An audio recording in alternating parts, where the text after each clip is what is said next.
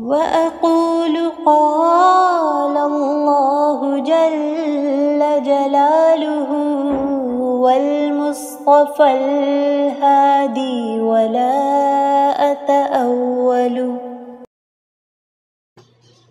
اعوذ باللہ من الشیطان الرجیم، بسم اللہ الرحمن الرحیم۔ ہمارا آج کا جو ٹاپک ہے وہ ہے آلٹرنگ ڈیسٹنی، قسمت کا بدلنا۔ اللہ تعالیٰ قرآن میں فرماتے ہیں یمحو اللہ ما یشاء، اللہ تعالیٰ جو چاہتے ہیں وہ مٹا دیتے ہیں، یعنی بلاک کر دیتے ہیں، اور جو چاہتے ہیں اس کا ہونا کنفرم کر دیتے ہیں۔ تو یہ سوال اٹھتا ہے کہ اگر اللہ تعالیٰ نے سب کچھ پہلے ہی لوح محفوظ میں لکھ رکھا ہے تو ہم کیسے اسے بدل سکتے ہیں؟ ہم اپنی قسمت کیسے بدل سکتے ہیں؟ لوح محفوظ سے کیسے کچھ لکھا اور مٹایا جا سکتا ہے؟ تو نبی کریم صلی اللہ علیہ وآلہ وسلم کی ابن عباس والی حدیث کی طرف چلتے ہیں، جس کے آخر میں آپ صلی اللہ علیہ وآلہ وسلم نے فرمایا رفعت الاقلام وجفت الصحف، قلم اٹھا لیے گئے اور اوراق خشک ہو گئے۔ تو بیسیکلی یہاں پہ جو الاقلام ہے وہ جمع کا صیغہ ہے، جس میں نبی کریم صلی اللہ علیہ وآلہ وسلم اشارہ کر رہے ہیں کہ ایک قلم نہیں بلکہ بہت سارے قلم ہیں جن سے لکھا جاتا ہے، اور قرآن اور سنت سے بھی ہمیں یہی پتہ چلتا ہے۔ اور اللہ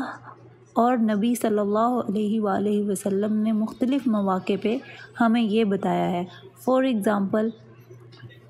لیلۃ القدر کی رات ہماری قسمت کے فیصلے لکھے جاتے ہیں،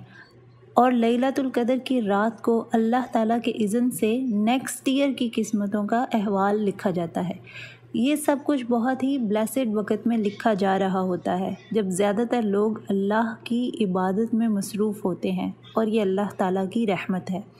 نبی کریم صلی اللہ علیہ وآلہ وسلم نے ڈسکرائب کیا کہ جب لیلۃ القدر کی رات میں اقلام یعنی بہت سارے قلم لکھ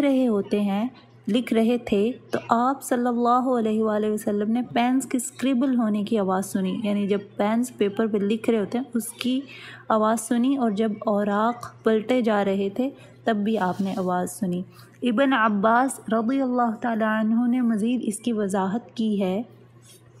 کہ اس رات کو یہ بھی لکھا جاتا ہے کہ اگلے سال آپ کی موت کس وقت ہوگی، اور اگر کوئی مصیبت یا آزمائش آنی ہو تو وہ بھی لکھی جاتی ہے،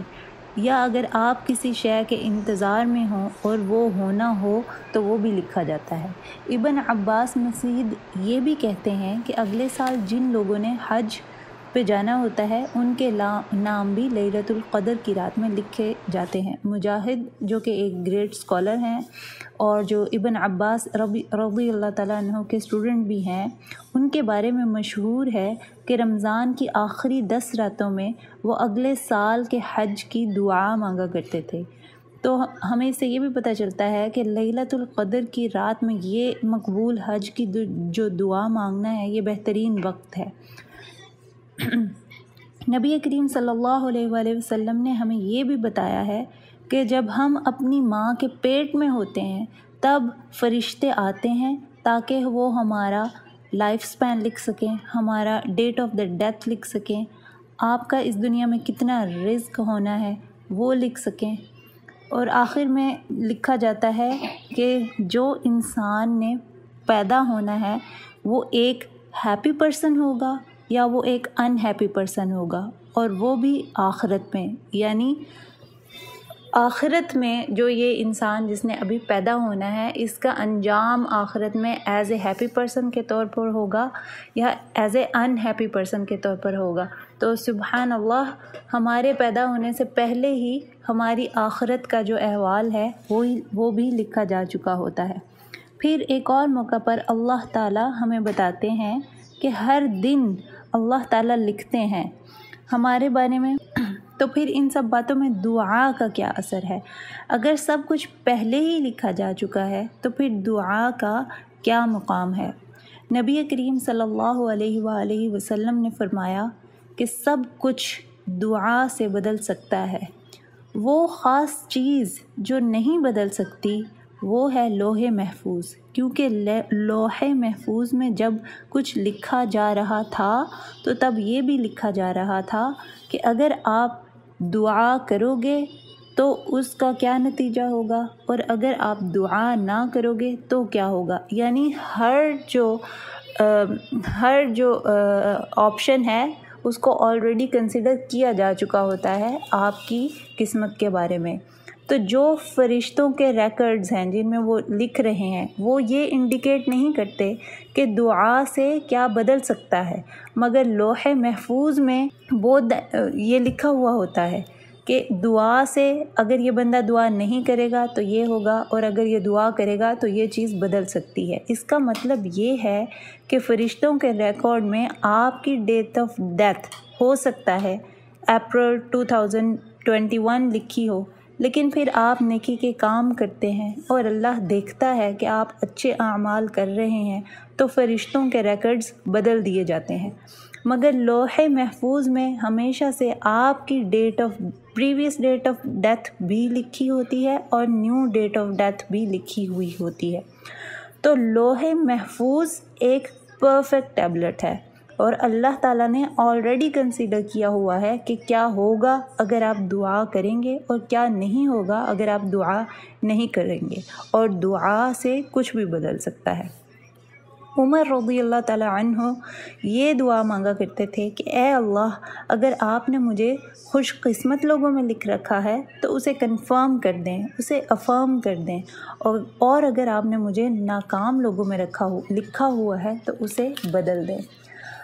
عمر رضی اللہ تعالیٰ عنہ سے ہمیں یہ بھی پتہ چل رہا ہے کہ دعا سے نہ صرف اس دنیا کے حالات بدلے جا سکتے ہیں بلکہ آخرت کی تقدیر بھی بدلی جا سکتی ہے.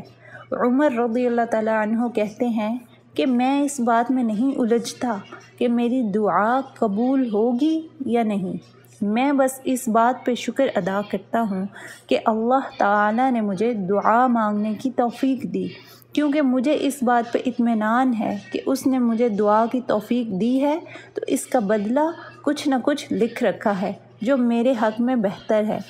مجھے رزلٹ کے بارے میں فکر مند ہونے کی ضرورت نہیں، کیونکہ مجھے پتہ ہے کہ اللہ کی حکمت ہے، جو بھی دعا کا آؤٹ کم ہوگا وہ میرے لیے بہتر ہوگا. اللہ تعالیٰ نے اگر مجھے دعا کرنے کی توفیق دی ہے تو وہ اس کا صلہ مجھے اس دنیا میں یا آخرت میں ضرور دے گا. امام ابن عطا سے مروی ہے کہ وہ فرماتے ہیں کہ اگر اللہ تعالیٰ نے آپ کی زبان کو دعا مانگنے کے لیے حرکت دی ہے تو جان لیں کہ اللہ نے آپ کو کچھ دینے کا ارادہ کر لیا ہے. یہاں پہ یہ بات بھی سمجھنا ضروری ہے کہ ہم دعا کر کے جب اللہ سے کچھ مانگ رہے ہوتے ہیں تو ہم اپنی عقل اور سمجھ کے مطابق جو ہمیں درست لگتا ہے وہ مانگ رہے ہوتے ہیں، اور اگر ہمیں وہ نہ ملے جس کی ہم نے دعا کی ہوتی ہے تو بھی ہمیں یہ یقین ہونا چاہیے کہ اللہ سبحانہ و تعالی ہم سے بہتر جانتا ہے کہ ہمارے حق میں کیا بہتر ہے، وہ ہماری دعا کا بہترین آؤٹ کم یعنی کہ بدل ہمیں دے گا. نبی کریم صلی اللہ علیہ وآلہ وسلم نے فرمایا، اللہ تعالیٰ تب تک تمہاری دعاؤں کا بدل دیتا ہے جب تک تم یہ نہیں کہتے کہ اللہ میری دعائیں کیوں نہیں سنتا. پروفٹ صلی اللہ علیہ وآلہ وسلم نے ہمیں استخارہ کی دعا سکھائی کہ ہم اللہ سے دعا کر سکیں کہ او اللہ، اگر یہ چیز میرے لیے بہتر ہے تو اسے میرے لیے آسان کر دیں، اور اگر یہ شے میرے لیے بری ہے تو اسے میرے سے دور کر دیں اور مجھے بہتر نعم البدل دیں. امام النووی نے فرمایا ہے کہ استشارہ یعنی دوسروں سے مشورہ لینے کے بعد الٹیمیٹ گائیڈنس کے لیے استخارہ کریں.